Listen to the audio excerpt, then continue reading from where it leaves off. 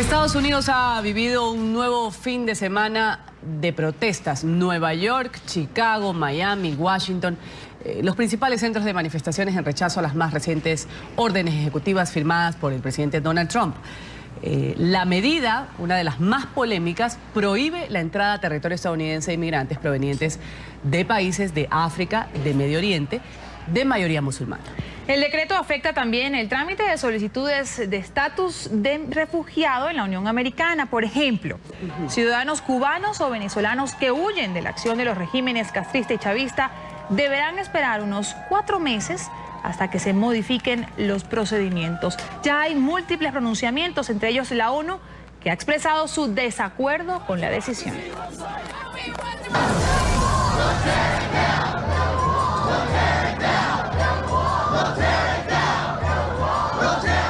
Repudio e indignación generó la inmediata puesta en práctica del controversial decreto refrendado por Donald Trump.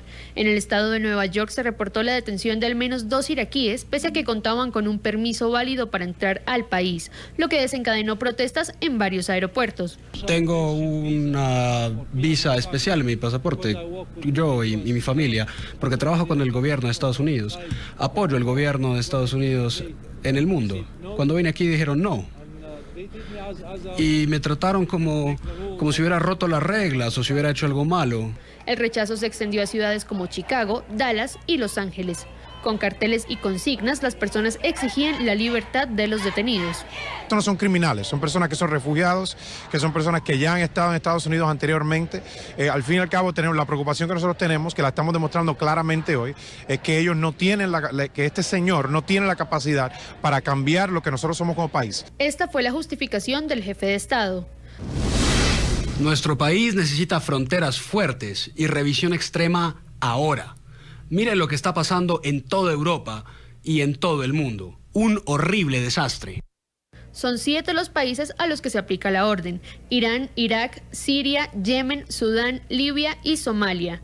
Según el mandatario, se escoge a estas naciones de mayoría musulmana por ser escenario para que organizaciones extremistas planifiquen ataques terroristas. Pero la acción presidencial omite, por ejemplo, a Arabia Saudita, el país de origen de 15 de los 19 perpetradores de los ataques del 11 de septiembre.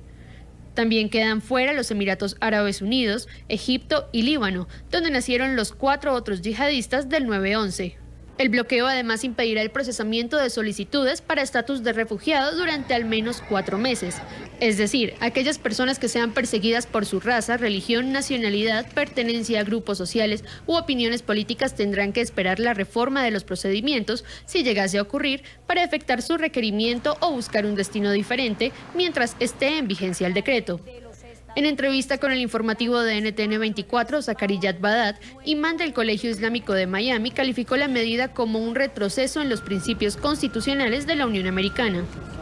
Estamos yendo hacia la era, hacia atrás. Esto es lo que estamos creyendo, que estamos retrocediendo. Las personas, de hecho, están perdiendo sus derechos civiles. Asimismo, ciudadanos cubanos y venezolanos que sean sujetos de persecución política tendrán que mirar hacia otros horizontes o tomar el riesgo de permanecer en su nación por más tiempo del que planeaban. La decisión no contó con el beneplácito de varios abogados y legisladores estatales. La primera en poner freno al magnate estadounidense fue la jueza Ann Donnelly, de Nueva York, quien suspendió parte del dictamen al evitar que se deporte a quienes se les haya negado el ingreso al territorio estadounidense.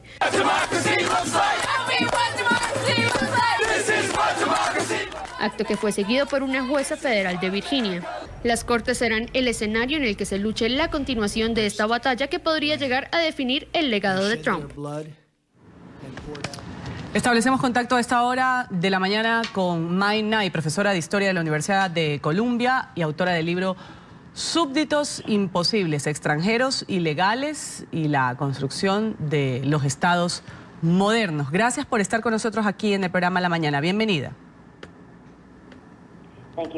Muchas gracias por estar conmigo. Estamos viendo todo un revuelo social que se ha generado precisamente por esta disposición de Donald Trump, este decreto de impedir la entrada durante un lapso de tiempo a las personas que, a pesar de tener sus papeles en regla o tengan la Green Card en Estados Unidos, pues sean procedentes o vengan de países que él ha señalado que tienen vínculos con el terrorismo. Para los estadounidenses la Constitución sin duda alguna es sagrada. Sin embargo, pues ya hemos visto el pronunciamiento de estos fiscales federales que han dicho que la orden ejecutiva de Trump es anticonstitucional. Esta no sería una línea roja a criterio suyo, que sabe mucho en materia de migración, para hacer reflexionar por una parte a Donald Trump de lo que va a pasar en Estados Unidos, de quién manda, la orden ejecutiva, los fiscales, o cada estado va a tomar su propia decisión en cuanto a estos ciudadanos que no pueden entrar en 90 días al país?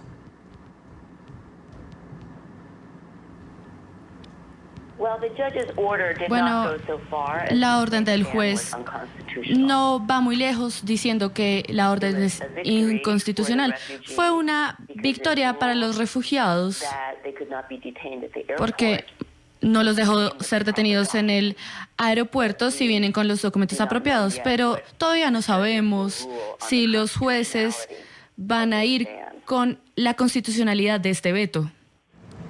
Ahora, Starbucks, por ejemplo, anunció que va a contratar a 10.000 refugiados en todo el mundo como respuesta a Trump. Google también se ha pronunciado y dice que donará 4 millones a organizaciones que luchan contra los derechos de los inmigrantes. Es decir, el sector privado se está rebelando contra el mandatario. ¿Hasta dónde puede llegar este enfrentamiento y hasta cuándo puede ser sostenible gobernar así, con gran parte de los ciudadanos en su contra?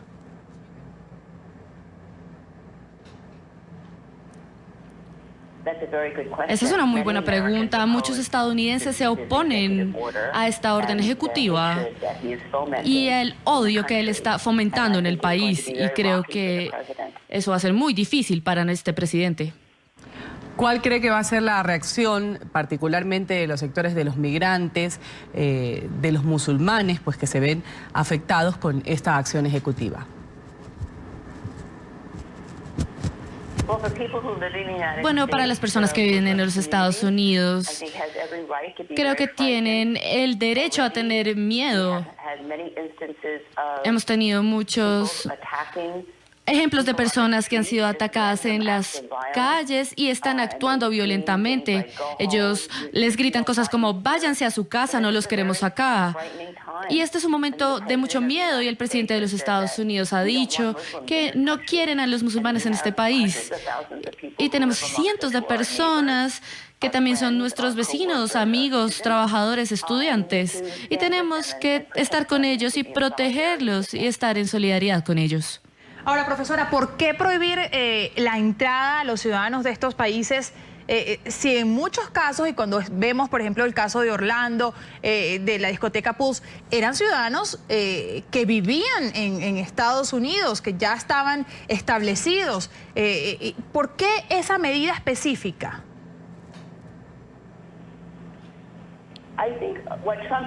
Creo que lo que Trump está haciendo es que él está haciendo una propaganda política de una forma para que sus seguidores se emocionen y les llame la atención sobre los musulmanes. Pero esto no tiene nada que ver con luchar el terrorismo. De hecho, va a herir en términos del terrorismo, porque ahora ISIS y otros lugares ven al Estados Unidos y ven odio en las personas, y esto va de hecho a ayudar al terrorismo. Pero este veto no es sobre luchar contra él. Divide a los países que de hecho están asociados con el terrorismo, como también se ve en el ataque a San Bernardino.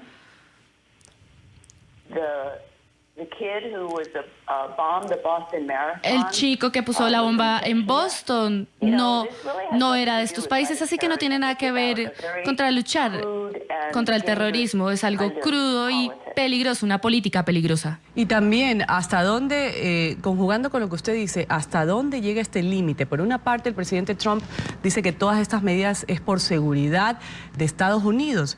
Sin embargo, pues es totalmente descabellado pensar que los musulmanes, o que todos los musulmanes que proceden de estos países vienen con intenciones terroristas. Exactamente. Bueno,